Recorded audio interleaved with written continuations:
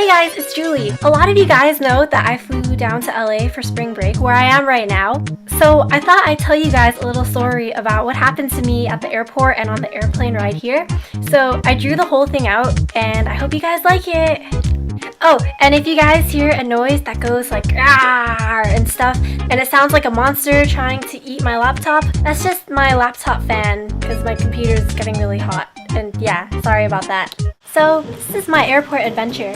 My dad drops me and my mom off at Virgin America, and we say our goodbyes and everything, and right now it's about 5:30, so we still have a lot of time to kill before our flight takes off at 7:10. So we're going through security, and while I'm in line to put my bags through that baggage thingy that checked the metal detector, I realized that I left my water bottle in there.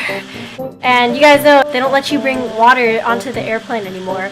So I went and emptied my water bottle in a trash can. It was a good water bottle. I didn't want to throw the whole thing away. I get my stuff off the conveyor belt and I sit down on this bench thing that they have so I can put my shoes on. And there are these two French guys sitting next to me. And these two guys, they start looking at me and they start pointing and giggling and they're all whispering something in French. And I can't understand any of this, so I just kind of blush and look away. And eventually they start laughing and pointing at me. And then one guy comes over and asks me something in French, and I just smile because I didn't know what to do because I can't speak French. And they just were laughing and they ended up walking away. Now at this point, it's like 6:15 and we still have an hour to kill. So my mom and we were getting hungry, because we didn't have our dinner yet. So we're looking around and finally we find a place that sells pizza.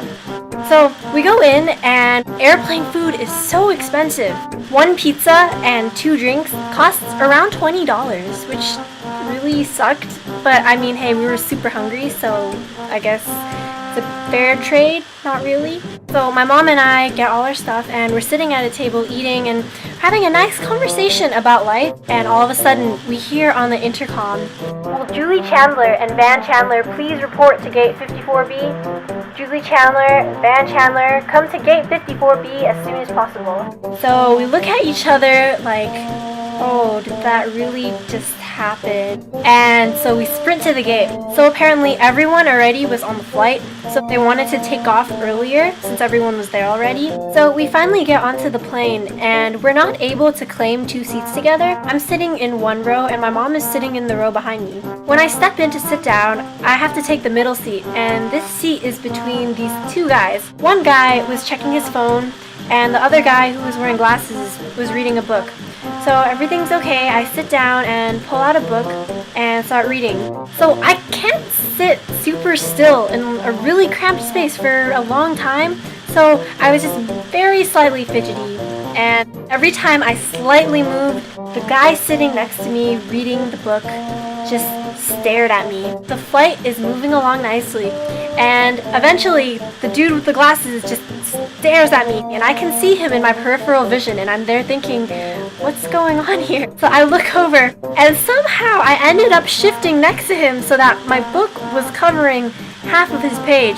It's about 8:10 now and the flight is nearing its end. I've flown to LA before, so I know the super nice view at night of the whole city when you're in the airplane. So I turn to look out that window, and the guy with the books and the glasses, he has his face pressed up against the window. If someone from the outside looked at him, you could probably see his face smushed up against the glass. But while he's staring out the window, I noticed a huge bald spot on the back of his head. You guys have to know, I had just come back from school that day. I was running on a little less than 6 hours of sleep, and I get this sudden urge to just put my hand on his bald spot and just touch it.